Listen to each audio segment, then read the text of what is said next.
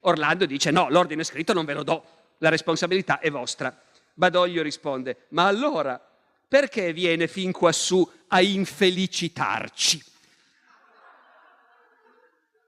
Pare che Badoglio, da buon contadino piemontese, con l'italiano abbia sempre avuto qualche momento di... A questo punto Diaz ha la grande idea. Dobbiamo fare qualcosa, ma da soli non ci riusciamo. Andiamo a vedere se gli alleati sono disposti a trasferire tutto il loro esercito in Italia e attaccare insieme a noi. Diaz va a Parigi il 6 settembre e porta la proposta di trasferire in Italia il grosso dell'esercito francese, dicendo: e voi coi tedeschi è difficile, quelli sono dei duri, se venite da noi gli austriaci crollano. I francesi gli dicono: abbi pazienza Diaz, ma... A questo punto Diaz ha un'altra idea brillante, ci sono gli americani. Va dal generale comandante dell'esercito